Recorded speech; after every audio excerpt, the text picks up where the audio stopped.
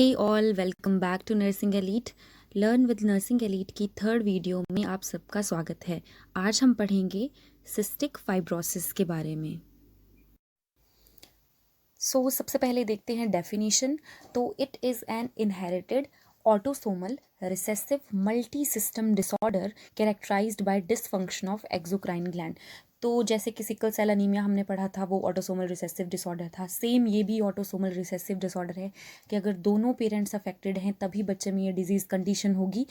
पर ये एक मल्टी सिस्टम डिसऑर्डर है, ये बॉडी के बहुत सारे सिस्टम्स को अफेक्ट करता है। मतलब जिन भी पार्ट्स में जहाँ पे भी एक्सोक्राइन ग्लैंड्स हैं उन सब पार्ट को ये अफेक्ट करेगा, जैसे कि डाइजेस्टिव सिस्टम, जैसे कि respiratory system, integumentary system, reproductive system, उन सब सिस्टम्स को ये डिसऑर्डर अफेक्ट करता है। तो ये डिसऑर्डर होता क्यों है? तो सबसे पहले हम देख लेते हैं कि जो भी हेल्दी इंडिविजुअल्स हैं, हम सब में एक जीन होता है जिसका नाम होता है CFTR जीन। इस जीन का क्या काम होता है? ये एक प्रोटीन के लिए कोडिंग करता है। उस प्रोटीन का भी नाम है CFTR प्रोटीन। अब जो CFTR है, इसका फुल फॉर्म है cystic fibrosis transmembrane conductance regulator. तो अब जो CFTR प्रोटीन है वो टोटल 1480 अमीनो एसिड से मिलके बनी होती है नॉर्मल इंडिविजुअल्स में। लेकिन जिन भी इंडिविजुअल्स को सिस्टिक फाइब्रोसिस होगा उनमें क्या होगा कि 508th पोजीशन पर जो अमाइनोग्लाइकोसाइड प्रेजेंट होना चाहिए था वो क्या हो जाएगा? डिलीट।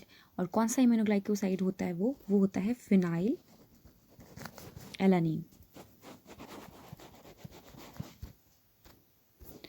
तो जैसे कि आप अपनी स्क्रीन पे देख रहे होंगे कि नॉर्मली क्या होना था, जो 508th पोजीशन है वहाँ पे एक अमीनो एसिड प्रेजेंट होना था, फिनाइल एलानिन। लेकिन अब वो क्या हो गया? म्यूटेशन की वजह से डिलीट हो गया। और इसकी वजह से कौन सी डिजीज़ कंडीशन होगी? Cystic fibrosis. तो इस टाइप की म्यूटेशंस जहाँ पे कोई अमीनो एसिड डिलीट या फिर ऐड होता है उनको बोला जाता है फ्रेम शिफ्ट म्यूटेशन। तो कई बार आपको ये ऐसे भी मिलेगा लिखा हुआ कि डेल्टा F 508।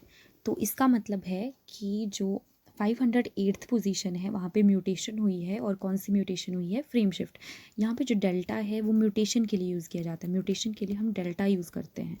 और F का मतलब है फ्रेम शिफ्ट म्यूटेशन, और 500 मतलब पोजीशन। तो जो CFTR है, हम उसका फंक्शन पहले नॉर्मल बॉडीज़ में वो क्या काम करता है। तो जो CFTR प्रोटीन है वो कहाँ पे होती है? जो भी एक्सोक्राइन ग्लैंड्स हैं उनके जो सेल मेम्ब्रेन्स हैं वहाँ पे होती है। और ये सेल मेम्ब्रेन्स में क्या काम करता है? ये एक क्लोराइड चैनल है। क्लोराइड चैनल है तो मतलब कि जो क्लोराइड आयंस हैं उनका ट्रांसपोर्ट, उनका movement in and out of cell, वो काम करती है CFTR प्रोटीन। अब इसमें एक इंटरेस्टिंग और इम्पॉर्टेंट पॉइंट नोट करने का ये है कि जो स्वेट ग्लैंड्स हैं वहाँ पे जो CFTR प्रोटीन है ये क्या करती है? क्लोराइड आयन की रीएब्जॉर्प्शन में हेल्प करती है। रीएब्जॉर्प्शन, ये मुझे लगता है इसको समझने के लिए सबसे इम्पॉर्टेंट पॉइंट है कि जो स्वेट ग्लैंड्स हैं वहाँ पे जो CFTR प्रोटीन है वो क्लोराइड आयन की रिजॉर्प्शन में हेल्प करेगी। लेकिन बाकी सब जगह पे जो बाकी जितने भी एक्सोक्राइन ग्लैंड्स हैं, जैसे पेनक्रियाज हो गया या फिर GI ट्रैक में या रेस्पिरेटरी ट्रैक में, वो क्लोराइड को सेल से आउट करेगी, सेल से बाहर मूव करेगी। तो पहले हम ये देख लेते हैं कि एक्सोक्राइन ग्लैंड्स कौन कौन से हैं बॉडी में, क्योंकि उन सब पार्ट्स को कहाँ कहाँ पे जहाँ पे भी एक्सोक्राइन ग्लैंड्स हैं उन सब पार्ट को सिस्टिक फाइब्रोसिस से कोई ना कोई इफेक्ट तो होगा ही।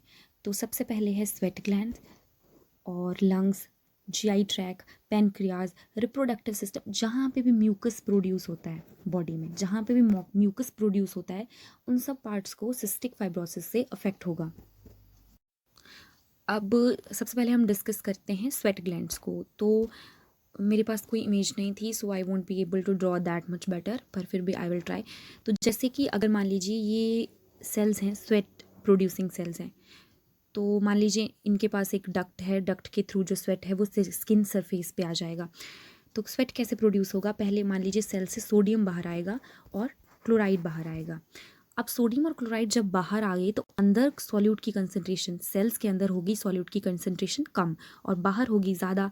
तो ऑस्मोसिस की वजह से क्या होगा कि जो reason of lower solute concentration है towards the higher solute concentration, water उधर को मूव करेगा, तो वाटर भी बाहर आ गया।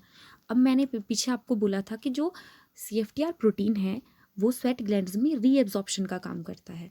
तो अब CFTR वर्क करेगा और CFTR कहाँ पे होता है, सेल की मेम्ब्रेन पे।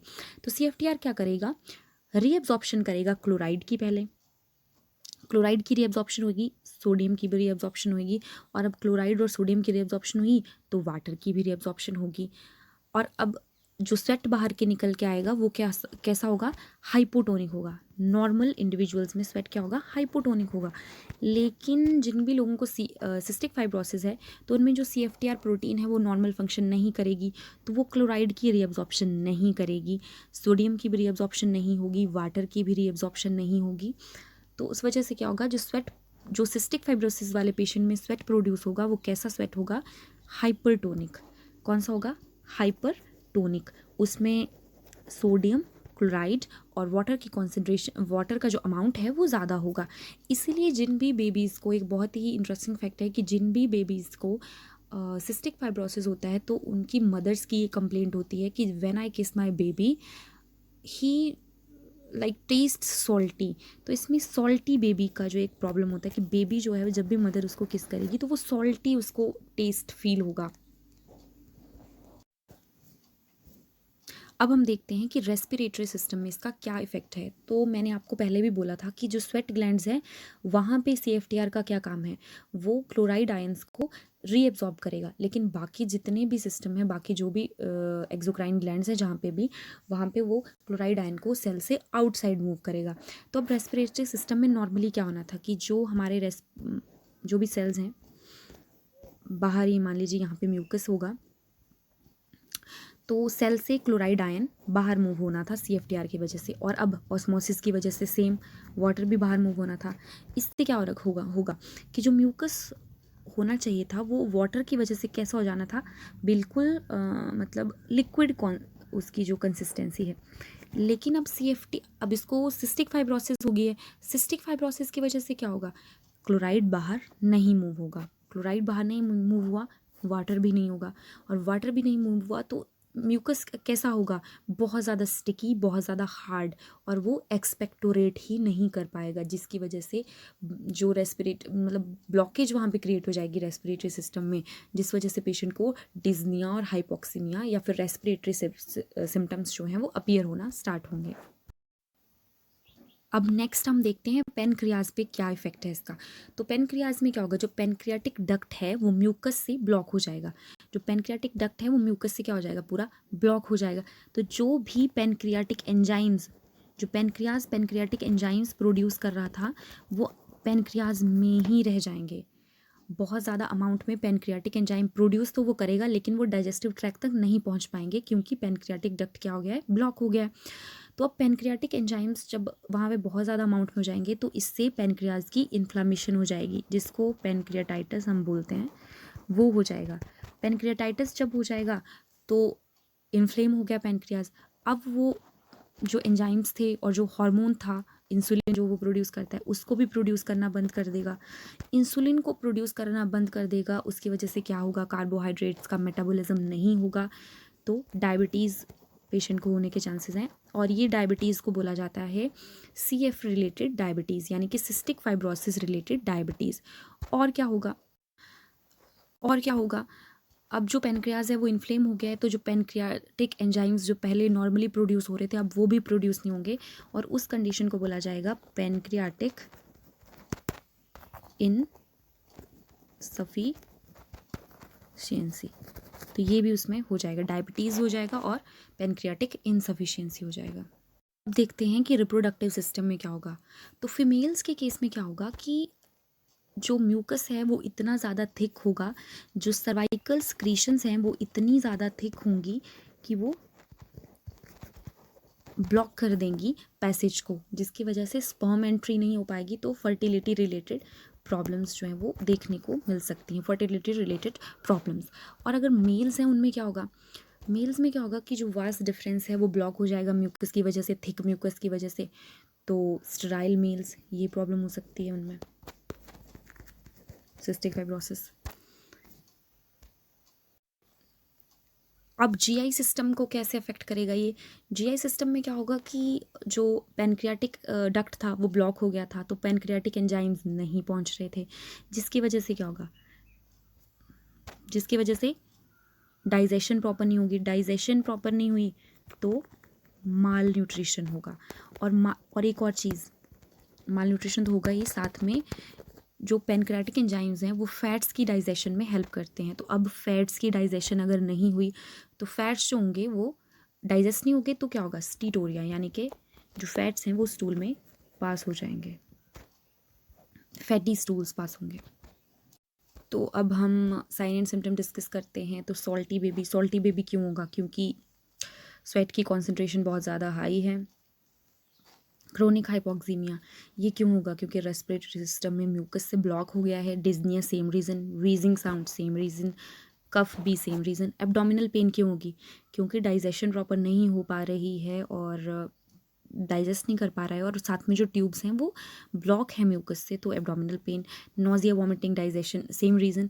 माल न्यूट्रिशन ऑल्सो सेम रीज़न। अब आता है CF रिलेटेड डायबिटीज़ मेलाइटिस, वो मैंने आपको पीछे भी बता दिया, पैनक्रेटाइटिस की वजह से। आगे है पैनक्रेटाइटिस, पैनक्रेटाइटिस पैनक्रियाटिक डक्ट के ब्लॉकेज की वजह से। अब है फर्टिलिटी प्रॉब्लम्स मेल फीमेल दोनों में, स्टेराइल मेल्स।